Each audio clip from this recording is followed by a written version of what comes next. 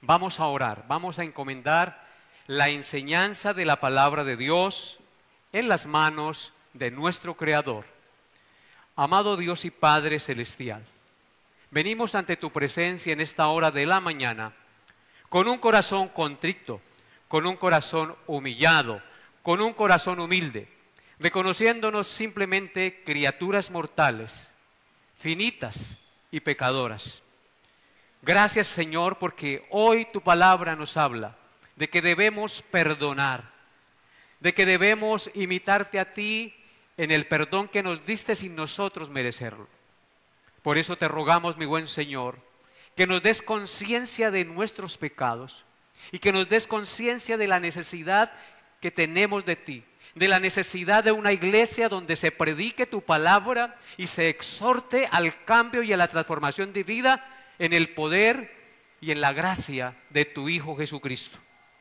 Oh amado Dios, tú conoces los corazones que están aquí reunidos, sabes cuál es su condición y su relación delante de ti, porque tú lo sabes todo y lo conoces todo. Nada hay oculto a tus ojos, mi Señor. Por tanto, yo te pido que conforme al conocimiento omnisciente que tú tienes de cada ser, que tú mismo has creado, hables, redargullas y confrontes su conciencia y les des la gracia de entender la necesidad que tenemos de nuestro Creador, de vivir unidos a ti, porque apartados de ti nos morimos, apartados de ti nada bueno podemos hacer, lo único que podemos hacer es pecar. Padre, coloco este tiempo en tus manos, mi vida, te pido que pongas tus palabras en mi boca y que me des la gracia de expresarme para poder llegar al corazón y a la conciencia de tus hijos aquí reunidos en esta mañana. Te lo pido, glorioso Señor, en el santo y nombre glorioso de nuestro Señor Jesucristo. Amén.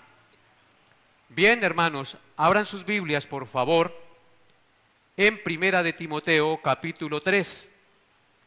Primera de Timoteo, capítulo 3. Los versículos 4 al 16. Este pasaje lo vamos a leer como una introducción al tema que vamos a tratar el día de hoy. Primera de Timoteo, Nuevo Testamento, capítulo 3, versículos 14 al 16. Dice así la gloriosa, santa, inerrante y siempre viva palabra de Dios. Esto te escribo, aunque tengo la esperanza de ir pronto a verte, para que si tardo sepas cómo debes conducirte en la casa de Dios, que es la iglesia del Dios viviente, columna y baluarte de la verdad. E indiscutiblemente grande es el misterio de la piedad. Dios fue manifestado en carne, justificado en el Espíritu, visto de los ángeles, predicado a los gentiles, creído en el mundo, recibido arriba en gloria.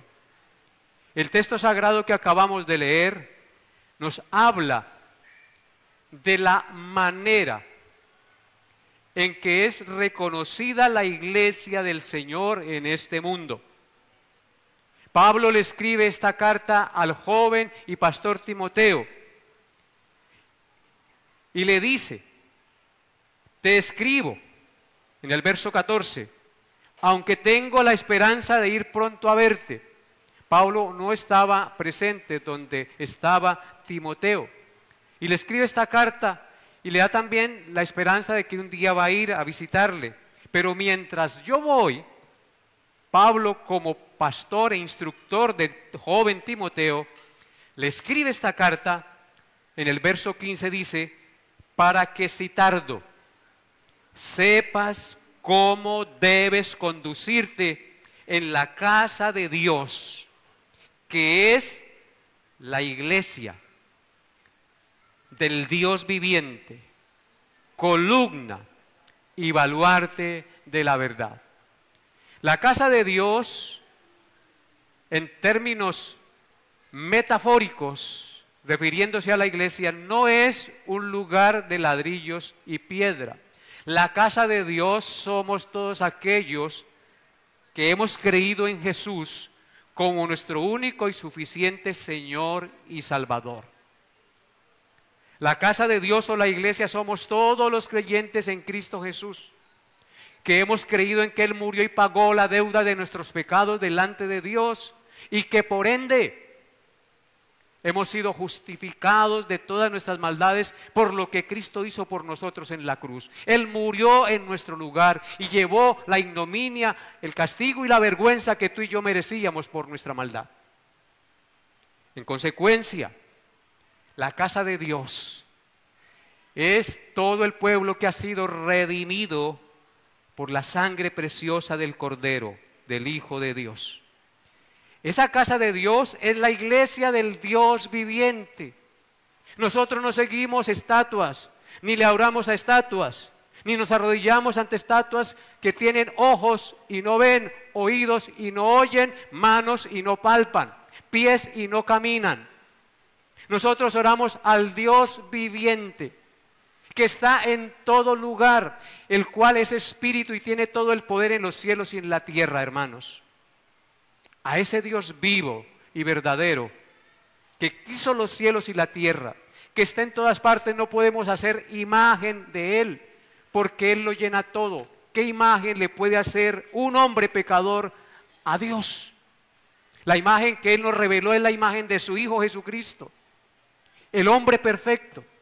Y cuando Cristo vino al mundo, afortunadamente no habían cámaras fotográficas, ni estaba desarrollada la imprenta, ni el arte, y no hay fotos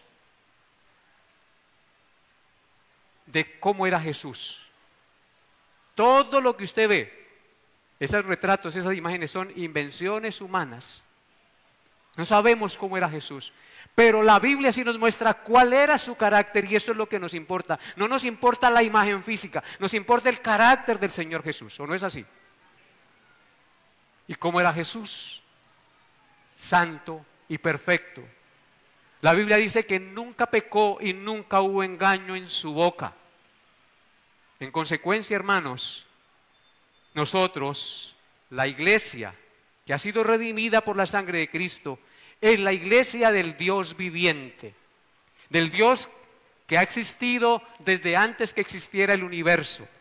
Porque Dios es autoexistente, Él no necesita del sol, Él no necesita de las frutas, Él no necesita del oxígeno, porque Él es autosuficiente.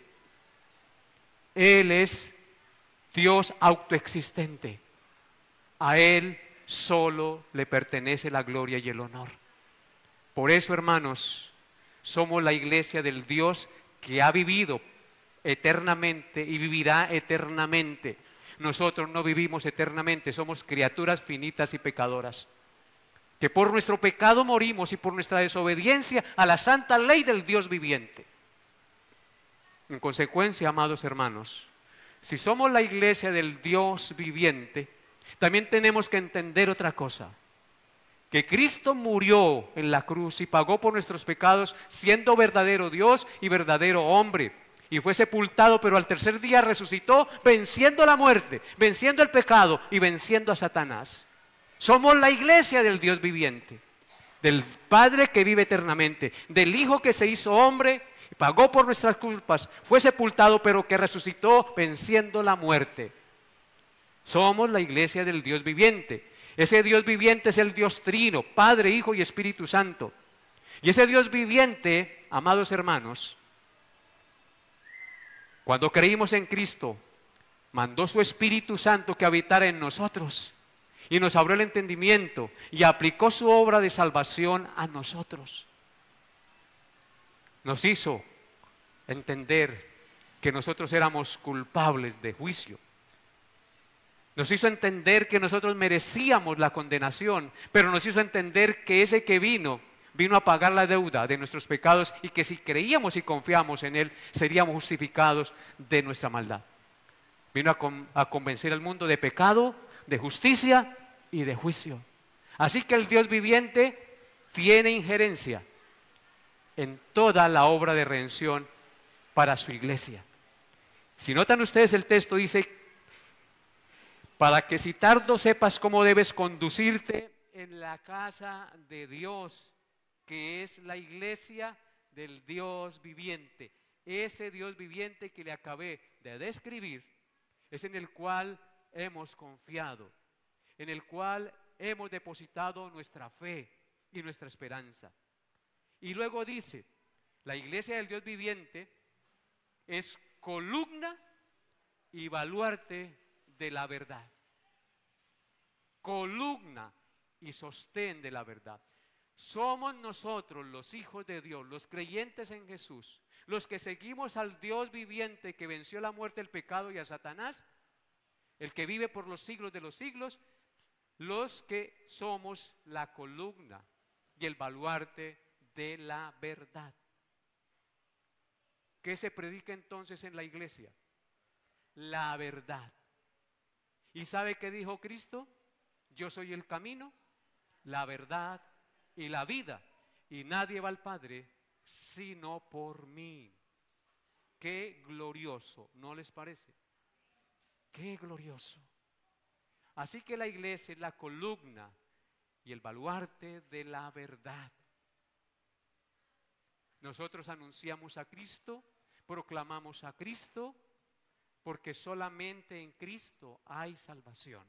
Por eso el texto sigue diciendo en el verso 16, e indiscutiblemente grande es el misterio de la piedad, es decir, el misterio de la verdad, el misterio que se manifestó a los hombres para que fuésemos salvos, el misterio de la piedad. Y luego describe cómo es ese misterio de la piedad o de la verdad también. Dios fue manifestado en carne. La segunda persona de la Trinidad, Cristo, se hizo hombre. Fue justificado en el Espíritu. El Espíritu Santo dio testimonio. Cuando Cristo fue bautizado en el río Jordán, que vino a que Juan lo bautizara, se oyó una voz del cielo que dijo, este es mi Hijo amado en quien tengo complacencia. Y el Espíritu Santo descendió en forma corporal como de paloma sobre él, ungiéndolo para cumplir su ministerio. Así que fue justificado en el Espíritu, el Dios hecho hombre. Fue visto de los ángeles. Todo eso que él hizo lo vieron los ángeles del Señor. Tanto resucitar como vivir una vida perfecta en este mundo. Predicado a los gentiles. Los gentiles somos nosotros que no somos judíos. Cuando usted escucha la palabra gentil en la Biblia o lee la palabra gentil en la Biblia, hace referencia a todos aquellos que no forman parte del pueblo de Israel, pero a los cuales se les predicó las buenas nuevas de salvación. ¿En quién? En Cristo. Fue predicado a los gentiles. Nosotros somos gentiles. Y un grupo de 12 personas, los 12 apóstoles, después de que Cristo murió, comenzó a predicar el evangelio. Y ese evangelio comenzó a extenderse por todas partes del mundo. Y se ha extendido a través de los siglos hasta el día de hoy. Y ustedes y yo hoy estamos aquí reunidos porque alguien nos predicó a Cristo y creímos en Él. Porque se ha cumplido el mandato de la gran comisión de anunciar a Cristo para que los hombres se arrepientan, crean en Él y sean salvos. Fue predicado a los gentiles.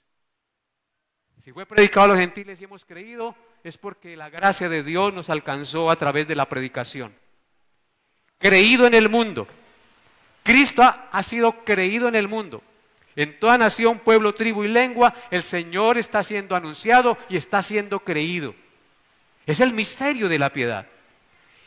Pero también dice el texto que Cristo fue recibido arriba en gloria porque venció la muerte y no se quedó aquí en la tierra, sino que ascendió al cielo y se sentó a la diestra de Dios Padre.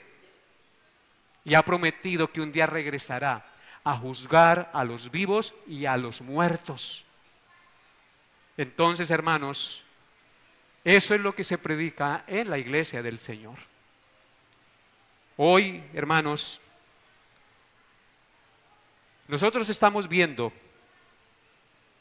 una serie que se llama Cristo y la Iglesia. Y ya para terminar esta serie, vamos a considerar las marcas de una iglesia saludable y verdadera. Estas marcas son las características fundamentales de una iglesia local, porque hay muchos engañadores por el mundo. Hay muchas supuestas iglesias, pero engañan y tuercen las escrituras para su propia perdición, como dice la Biblia. A través de los tiempos se han levantado innumerables grupos religiosos dirigidos por falsos maestros que dicen ser la iglesia de Cristo, pero que en realidad son falsas iglesias, sectas propagadoras de falsas doctrinas que convierten la enseñanza y convierten sus lugares en sinagogas de Satanás, como dice Apocalipsis 2:9. Cuando hablamos de características de una iglesia local saludable, lo primero que tenemos que entender es que en esta tierra no hay una iglesia local perfecta. En todas las iglesias locales, sean grandes o sean pequeñas, siempre habrán problemas, siempre habrán diferencias. En algunas hay problemas de doctrina. Tienen la intención de predicar a Cristo, pero su doctrina no es muy buena. Tienen que corregirla. En otras hay problemas de inmoralidad. Debido a sus debilidades pecaminosas, se dejan llevar y se dejan arrastrar por pecados inmorales. En otras hay problemas de organización. En otras de murmuración, de chismes, de inconformismo. Y nada les gusta. Y no se la pasan sino criticando. De eso está llena la iglesia. De personas pecadoras.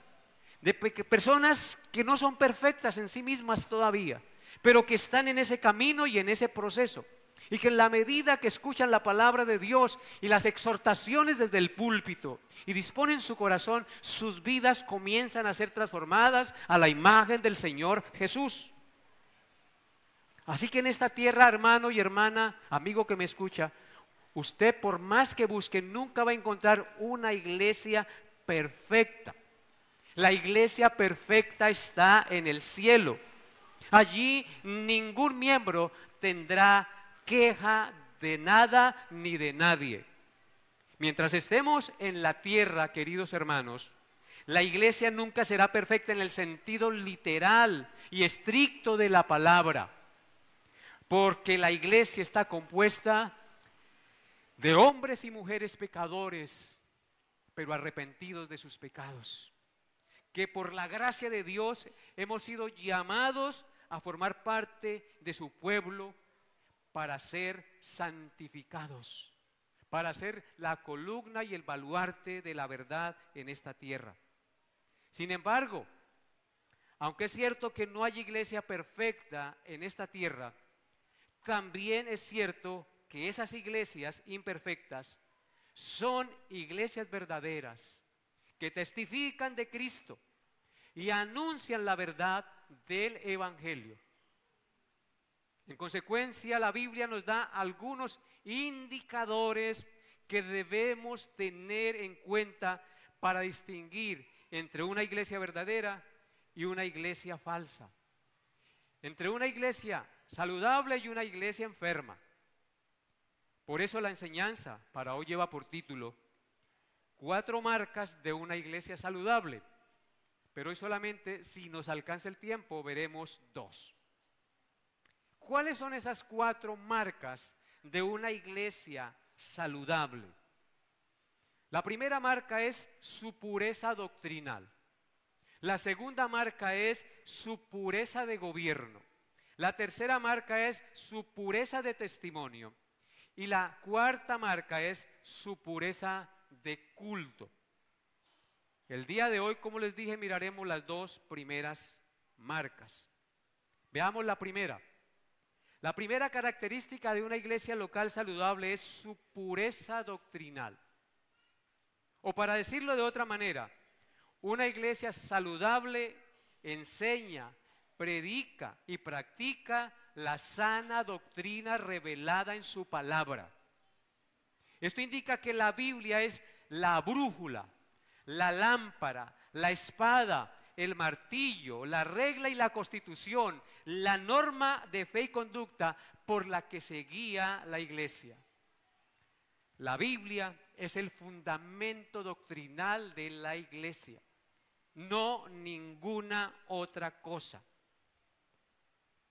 Sana doctrina en la Biblia significa enseñanza saludable y digna de confianza. Esta enseñanza saludable y digna de confianza es basada únicamente en el contexto de las Sagradas Escrituras, Antiguo y Nuevo Testamento. Y esta sana doctrina tiene un doble propósito para los miembros de su iglesia. En primer lugar, tiene el propósito de dar la gloria a Dios 100% en todas sus enseñanzas, en todo lo que se haga. Esto indica que es una enseñanza teocéntrica, no una enseñanza antropocéntrica donde el hombre es el centro. Una iglesia saludable tiene por centro a Dios, y para tener por centro a Dios tiene que tener por centro la revelación de las Sagradas Escrituras. Si se omiten las enseñanzas tanto del Antiguo como del Nuevo Testamento, la doctrina comienza a cojear y no es sana doctrina, amados hermanos. Así que en primer lugar, la sana doctrina tiene el propósito de dar la gloria a Dios en todas sus enseñanzas, en todo lo que se haga, en todo lo que se diga, porque la enseñanza es teocéntrica. La doctrina que se enseñe en una iglesia sana no es basada en revelaciones extrabíblicas, en experiencias humanas, sino en la revelación escrita, donde Dios el Padre, Dios el Hijo y Dios el Espíritu Santo son el centro de la enseñanza y reciben la gloria. ¿Qué quiero decir con esto? ¿Cuáles son las revelaciones extrabíblicas?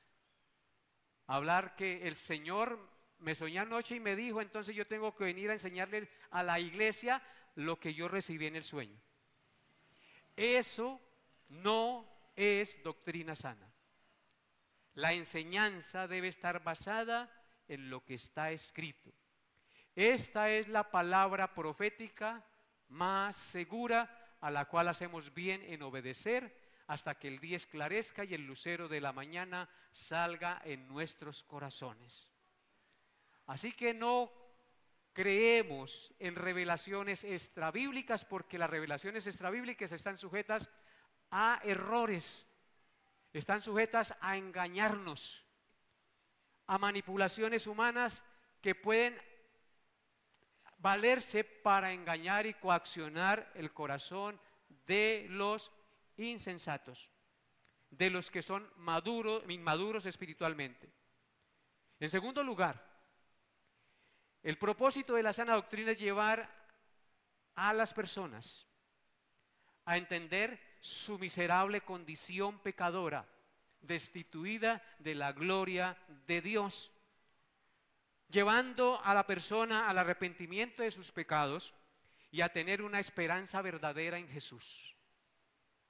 No puede haber sana doctrina si no se predica el arrepentimiento y se señala el pecado para que entiendan que están mal delante de Dios y que necesitan arrepentirse de sus pecados y venir a Jesús para que sean lavados de sus pecados y restituidos a la comunión con Dios. La predicación tiene que estar basada en la realidad del perdón de la iniquidad de los pecados en Cristo Jesús. Esta sana doctrina libera de la esclavitud del pecado a las personas realmente. Se opone al pecado y la mundanalidad, llevando al redimido a imitar a Cristo. O sea, que ¿cuál es el propósito de una iglesia sana y que enseñe verdaderamente la Escritura? Llevarles al arrepentimiento, a entender la necesidad que tienen del perdón, a entender lo pecadores que son y lo miserables que son si no siguen al Dios vivo que les da la vida. Para que crean en Cristo, confíen en Cristo y sea Él su ejemplo y su modelo a seguir. De hecho, la Biblia dice que Dios, cuando nos llama, comienza a formarnos y a moldearnos para que seamos conforme a la imagen de Cristo. Observen lo que dice Primera de Timoteo, capítulo 6, versículos 3 al 4. Primera de Timoteo, capítulo 6, versículos 3 al 4, dice la palabra de Dios: si alguno enseña otra cosa y no se conforma a las sanas palabras de nuestro Señor Jesucristo y a la doctrina que es conforme a la piedad, está envanecido, nada sabe y delira acerca de cuestiones y contiendas de palabras, de las cuales nacen envidias, pleitos, blasfemas y malas sospechas. Amén. ¿Qué nos está diciendo el apóstol Pablo? Que si alguien enseña otra cosa y no se conforma a las sanas palabras de nuestro Señor Jesucristo y a la doctrina que es conforme a la piedad, la cual ya miramos, que Dios fue justificado en carne, etcétera, etcétera, entonces nada sabe y delira acerca de cuestiones y de palabras de las cuales solamente nacen envidias y contiendas. Así que, hermanos, si no nos ceñimos a lo que dice la Escritura, comenzamos a enseñar mal, comenzamos a desviar la gente.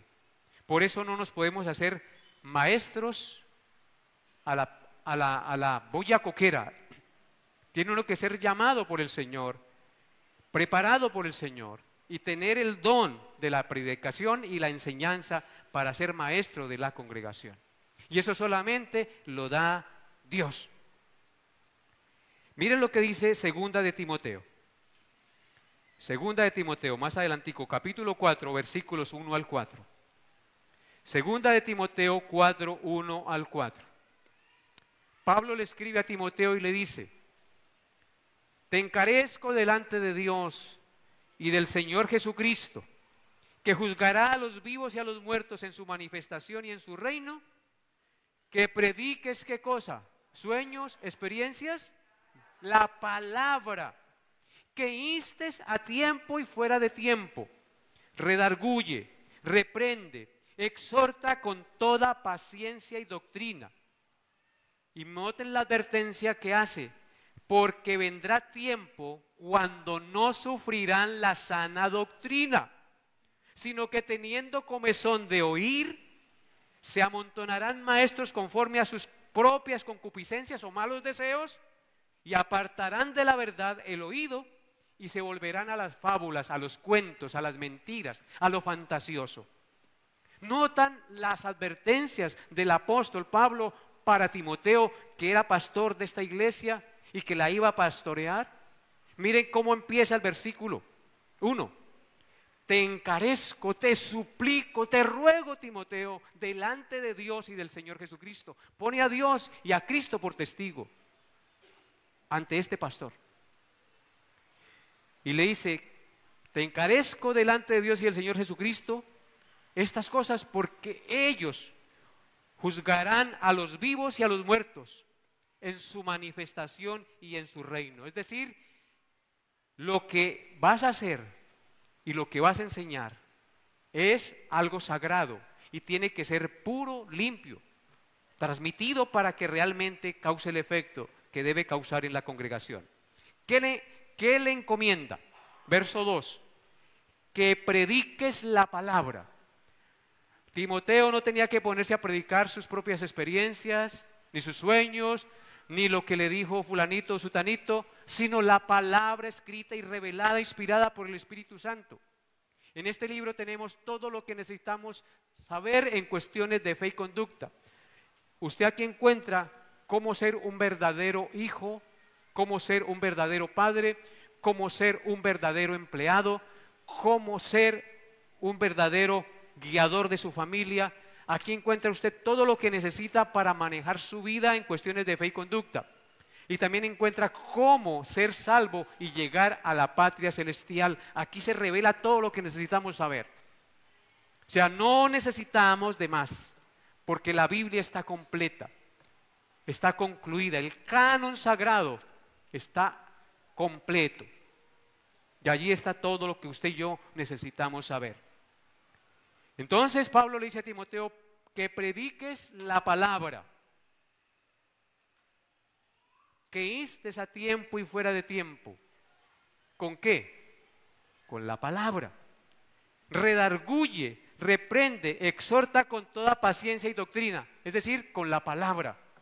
Yo tengo que exhortar con la palabra, reprender con la palabra, exhortar con la palabra.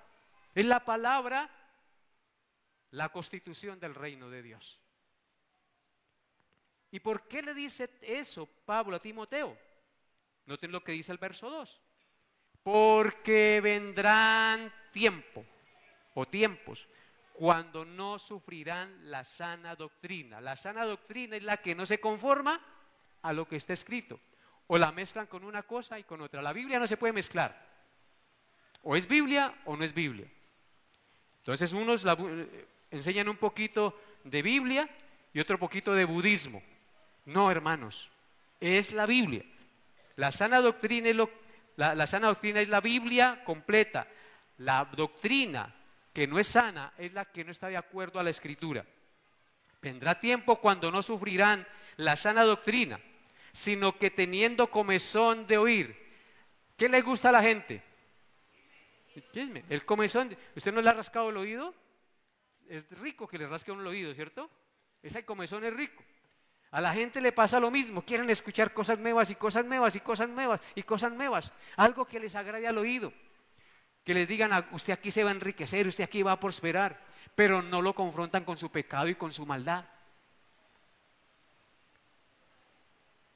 Tendrán comezón de oír, y como la gente tiene comezón de oír, se amontonarán maestros conforme a sus propias concupiscencias o malos deseos, que dicen, aquí hay terrenito abonado para sacar provecho, para sacar provecho. Y entonces esos falsos maestros, ¿qué van a hacer? Apartar de la verdad, es decir, de lo que dice la Biblia, el oído, para volverse a las fábulas, para volverse a los cuentos, a las doctrinas de hombres, a las doctrinas de demonios, que son agradables al oído humano. Entonces, hermanos, notan ustedes lo que implica la primera marca de una iglesia saludable. ¿Pureza qué? Doctrinal, es decir, la Biblia, la Biblia. Entre las iglesias cristianas verdaderas siempre habrá diferencias en doctrinas menores,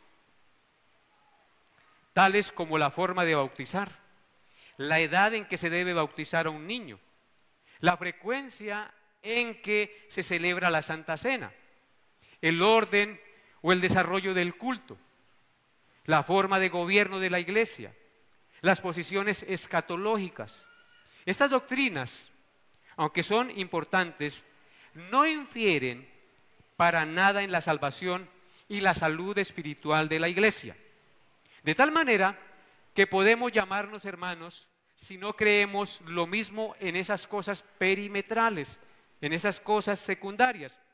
Pero hay ciertas doctrinas, amados hermanos, que son esenciales y que no son negociables, que son fundamentales para la salvación y la salud espiritual de la iglesia.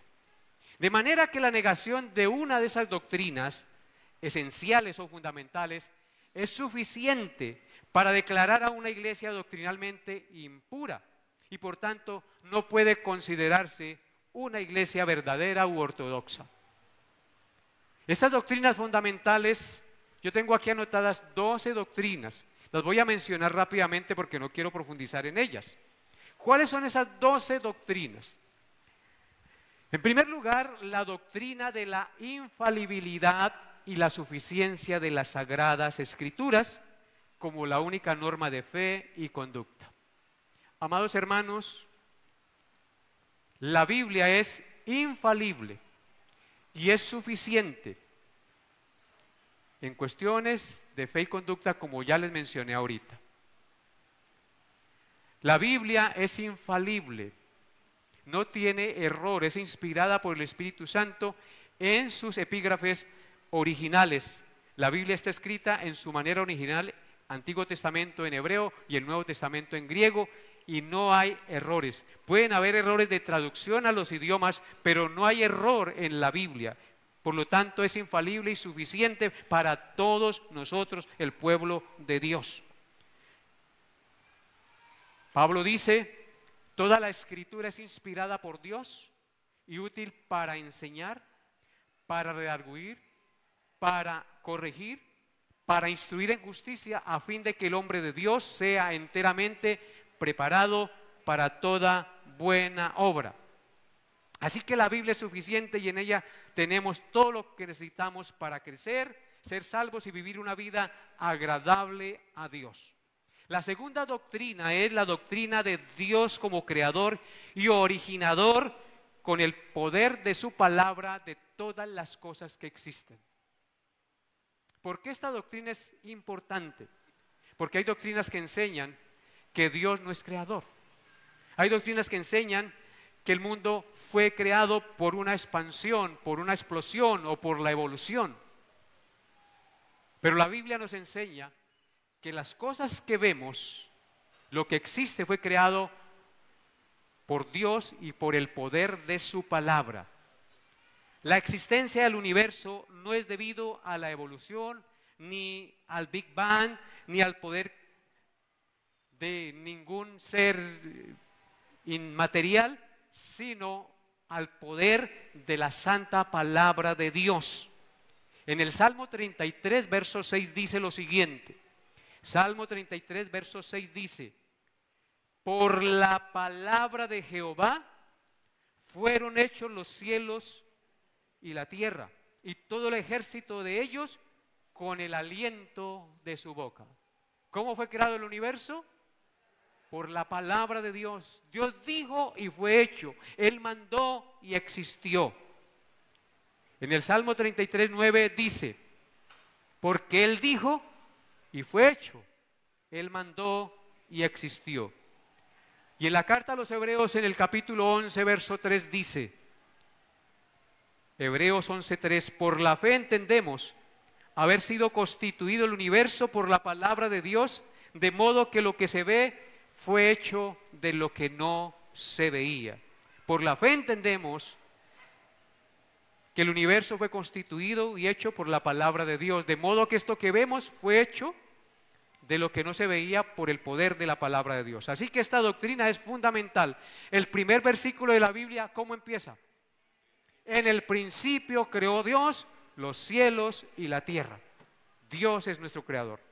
La tercera doctrina es la doctrina de la Santa Trinidad. Es una doctrina incuestionable, que no es negociable. ¿Qué es la doctrina de la Trinidad? La doctrina de la Trinidad define la naturaleza de Dios como un solo ser en tres personas distintas: Padre, Hijo y Espíritu Santo. La doctrina de la Trinidad revela que Dios no es un ser solitario, sino una comunidad de amor que se extiende a la humanidad. El Padre envía al Hijo para redimir a su pueblo. El Hijo muere por su iglesia. Y el Espíritu Santo capacita a los creyentes para vivir en comunión con Dios el Padre. Es una comunidad de amor, es un misterio al mismo tiempo, es un solo Dios, pero manifestado en tres personas distintas: Padre, Hijo y Espíritu Santo. Dice el puritano John Flavel: la doctrina de la Trinidad es el fundamento del Evangelio, la base de nuestra salvación y el consuelo de todos los creyentes. Es la doctrina que revela más plenamente el amor de Dios a los pecadores. Amén.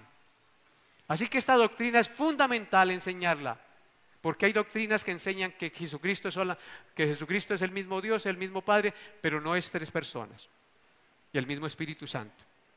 La unicidad.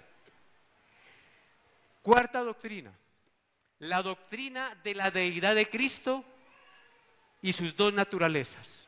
Hermanos, La doctrina de la deidad de Cristo afirma que Jesucristo, en Él coexisten dos naturalezas completas y distintas. ¿Cuáles son esas dos naturalezas completas y distintas?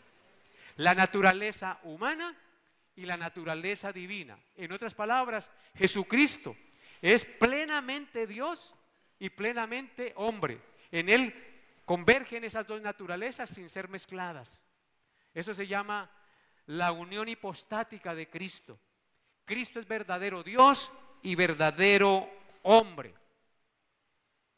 Es un misterio también.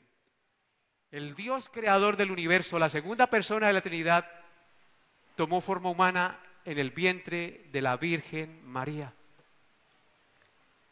Y entonces pasamos a la quinta doctrina. La doctrina de la encarnación de Cristo por el Espíritu Santo nacido de la Virgen María. Esa es una doctrina fundamental, porque hay doctrinas que niegan que Cristo se encarnó, que lo que estuvo en este mundo fue un espíritu como algo gaseoso, que Cristo no era real. Entonces, hermanos, la Biblia nos enseña la doctrina de la encarnación de Cristo por el Espíritu Santo en el vientre de la Virgen María, que nació en este mundo como un niño cualquiera, que se fue envuelto en pañales, que lloró, que fue amamantado y que estuvo en este mundo viviendo como nosotros. Sintió hambre, sintió sed, fue escupido, fue maltratado, fue herido, pero al mismo tiempo ese hombre era Dios. En sexto lugar, la doctrina de la muerte de Cristo y su resurrección corporal. Eso es columna y baluarte de la fe cristiana. Porque si Cristo no resucitó, vana es entonces nuestra fe, vana es nuestra predicación. ¿Qué es lo que nos da esperanza a nosotros los pecadores mortales? La resurrección de Cristo. Si yo muero en Cristo, Cristo me ha dicho que si yo muero creyendo en Él, también resucitaré como Él resucitó. E iré a la patria celestial. Así que la columna vertebral de la fe cristiana es la resurrección de Cristo. Porque si Cristo no resucitó es como un hombre cualquiera. Cristo es Dios, verdadero hombre para morir, pero verdadero Dios para resucitar en cuerpo y alma perfectamente. Amén. En séptimo lugar, la doctrina de la segunda venida de Cristo tiene que ser predicada y enseñada en una iglesia. Cristo, cuando ascendió al cielo después de que resucitó, prometió que volvería por segunda vez. Estaba con los apóstoles en el aposento alto en el monte y Cristo ascendió al cielo y fue ocultado, ya no lo vieron más porque se fue a la presencia del Padre en cuerpo y alma, ascendió. Y ellos estaban mirando y tristes porque se había ido. Y se les acercó un ángel y les dijo: ¿por qué estáis mirando al cielo, varones de Dios? Este Jesús, al cual visteis ir, así como lo habéis visto ir, así regresará. Un día Cristo regresará, hermanos, a juzgar a los vivos y a los muertos. Y si tú y yo morimos y Cristo no ha regresado, eso no anula la promesa. Porque la Biblia dice que si yo muero creyendo en Cristo, cuando Él regrese, los muertos en Cristo resucitarán primero y estaremos con Él. Así que la doctrina de la segunda venida es fundamental porque nos da esperanza y nos da el consuelo de que cuando Él regrese será consumada nuestra redención. Octava doctrina, la doctrina de la salvación por gracia y por fe, sin los méritos humanos. Aquí es donde se sacan pollas, porque muchos que dicen creer en Jesús creen que se salvan por lo que hacen, pero realmente la Biblia no enseña que uno se salva por lo que haga.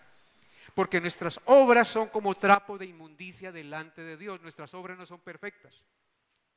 Para poder salvarnos por nuestras propias obras, tendríamos desde que nacimos hasta que morimos, no cometer pecado, no violar la ley de Dios. Y nosotros violamos la ley de pensamiento, de palabra, de obra y de omisión. Así que, hermanos, ningún ser humano en esta tierra puede salvarse por mérito humano, por buenas obras. O tampoco puede salvarse que yo pongo 50 y Dios pone el 50%. No, hermanos, la salvación pertenece a Jehová, nuestro Dios. La salvación es por gracia. La obra que Dios acepta para que tú y yo seamos justificados delante de Dios es la obra perfecta de Cristo. Nosotros no podemos justificarnos delante de Dios por nuestro buen obrar, porque todos estamos destituidos de la gloria de Dios, y el único que nos puede restituir a la gloria de Dios es Cristo, si ponemos nuestra fe y nuestra confianza en lo que Él hizo por nosotros. ¿Qué hizo Cristo? Él fue a la cruz y pagó la deuda de todas nuestras transgresiones. Tomó sobre sí todos nuestros pecados y los cargó. Y los presentó al Padre y le dijo: Señor, castígame a mí, no los castigue a ellos. Se puso en lugar de nosotros. Pero no solamente eso hizo, sino que mientras estuvo en esta tierra, vivió esa vida perfecta y santa que tú y yo nunca podemos vivir.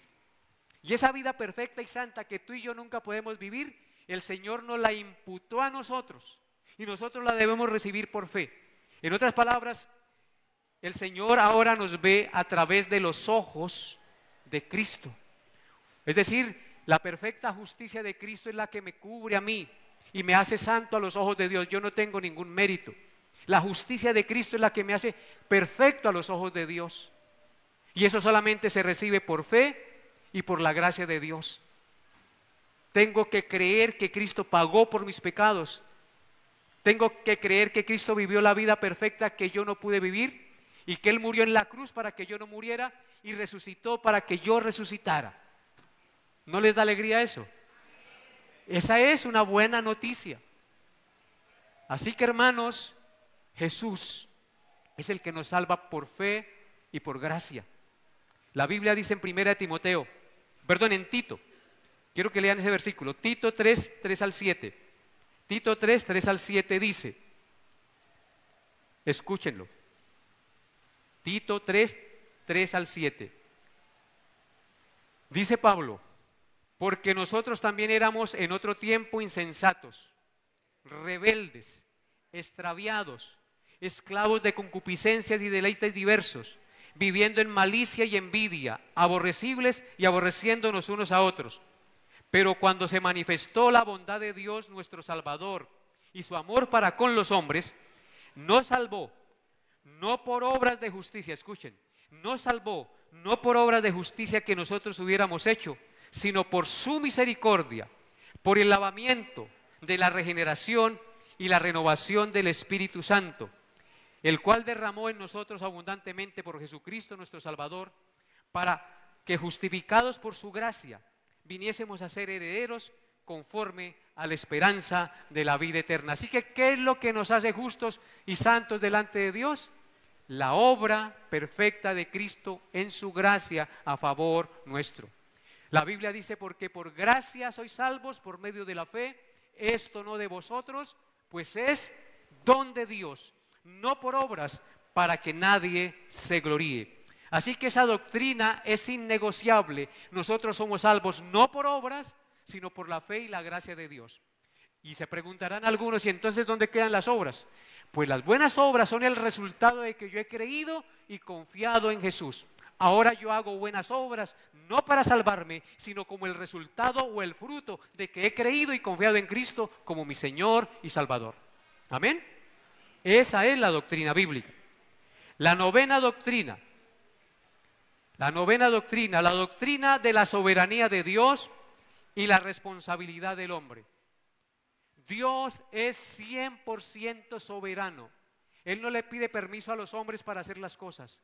Él es soberano por sobre todas las cosas. Él hace lo que quiere en los cielos y en la tierra, y no hay quien detenga su mano ni le diga qué haces. Pero al mismo tiempo la Biblia nos enseña que el hombre es 100% responsable de sus actos. Nosotros daremos cuenta a Dios de nuestros actos. Y de la única manera que tú y yo no seremos condenados por nuestros malos actos es corriendo a los pies de la cruz y confiando en Jesús para que Él nos salve.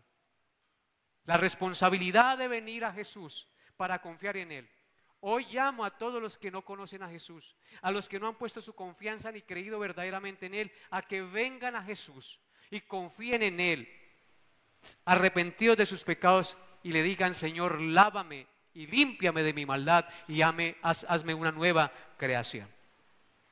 La doctrina de la soberanía de Dios y la responsabilidad del hombre.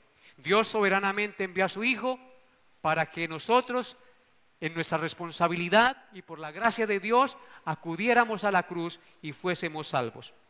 Miren lo que dice Hechos capítulo 4, versículos 27 y 28. Hechos 4, 27 y 28. Dice así la palabra de Dios. Aquí vemos las dos cosas, la soberanía de Dios y la responsabilidad del hombre. Hechos 4, 27 y 28 dice: porque verdaderamente se unieron en esta ciudad contra tu santo Hijo Jesús, a quien ungiste, Herodes y Poncio Pilato, con los gentiles y el pueblo de Israel, para hacer cuanto tu mano y tu consejo habían antes determinado que sucediera. Amén. ¿Qué vemos en este pasaje? Dice que en la ciudad de Jerusalén se unieron 4 grupos contra Jesús, en su responsabilidad y en su pecado, porque lo odiaban. ¿Quiénes se unieron contra Jesús y lo colgaron voluntariamente y de adrede en una cruz? Herodes, Poncio Pilato, con los gentiles inconversos y el pueblo de Israel. 4 se unieron y lo llevaron a la cruz en su responsabilidad, en su odio. No son libres de esa culpa.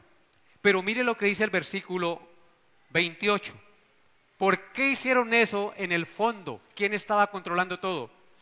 Para hacer cuanto tu mano y tu consejo o tu determinación habían antes determinado que sucediera. ¿Por qué? Que Cristo había sido enviado por el Padre para que muriera en la cruz. Así que vemos ahí las dos cosas, la soberanía de Dios y la responsabilidad humana. ¿Fueron libres de culpa estos hombres que llevaron a Cristo a la cruz y lo mataron? No.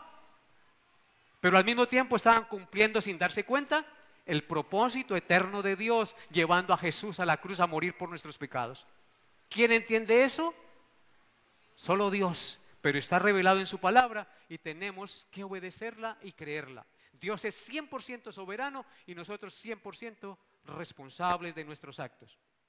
La 10ª doctrina, la doctrina del juicio y la condenación eterna para los pecadores no arrepentidos. Algunos dicen: pastor, eso no hay infierno, eso es mentira. Eso se lo inventaron los pastores y los curas para asustar a la gente. No, hermanos, la Biblia enseña que hay infierno y que serán condenados allí todos aquellos que no han creído ni confiado en Jesucristo.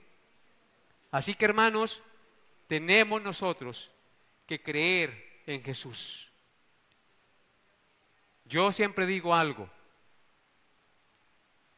¿y quién me comprueba que hay infierno y quién me comprueba que hay cielo? Dicen algunos. Pues yo no se lo puedo comprobar de manera física. Lo dice la Biblia, es la palabra de Dios. Pero yo les hago esta reflexión. Yo prefiero creer que hay cielo y que hay un Dios que juzgará. Si llego a morir y no existe Dios y no existe cielo, nada pierdo, ¿cierto? Pero si llego a morir sin Cristo, ¿qué pasa? Pues pierdo el cielo. Y el que no creyó en Cristo se irá al infierno. Entonces, es mejor que creer que hay un Dios y que lo que dice es verdad. No perderemos nada si en el futuro, dado caso que no es verdad, no llegara a haber nada. Número 11. La doctrina de la felicidad eterna para los creyentes en la gloria de Cristo y del Padre. La Biblia nos enseña claramente que hay un cielo y un lugar maravilloso y eterno para todos aquellos que han creído y confiado en el Señor. Dice en el Salmo 16:11: me mostrarán la senda de la vida En tu presencia hay plenitud de gozo y delicias a tu diestra para siempre. Así que, hermanos, hay un cielo y eso debe predicarse. Pero hay un cielo solo para aquellos que se arrepienten, se apartan de sus pecados y confían en Cristo. No habrá cielo para aquellos que quieren cielo, pero sin renunciar al mundo, sin renunciar a su pecado y seguir viviendo una vida mundana. Eso es hipocresía y esos no entrarán en el reino del cielo. Y la décima doctrina, la 12ª, la doctrina de la predicación del Evangelio por parte de la iglesia a todas las naciones.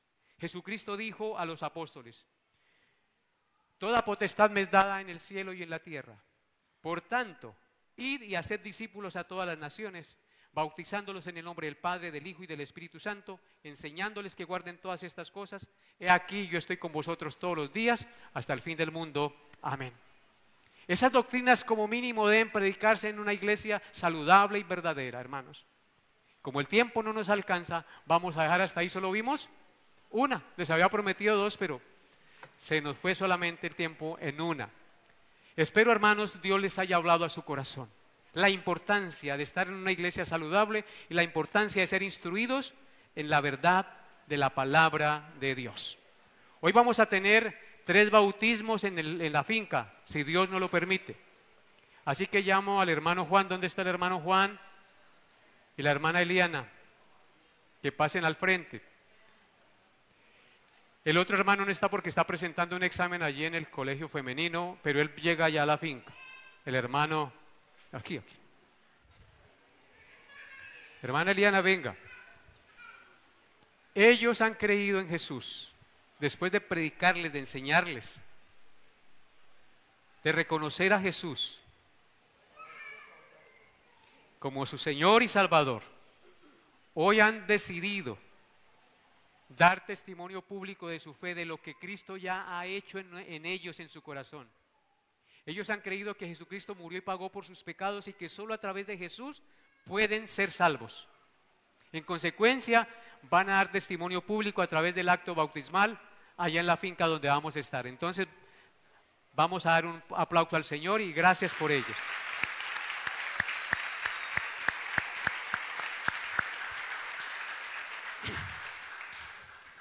Ellos van a dar testimonio ante la iglesia, ante su familia, ante Dios, ante los demonios que han creído y confiado en el único medio de salvación que Dios ha enviado a los hombres, Jesucristo, el Hijo de Dios. ¡Viva Cristo!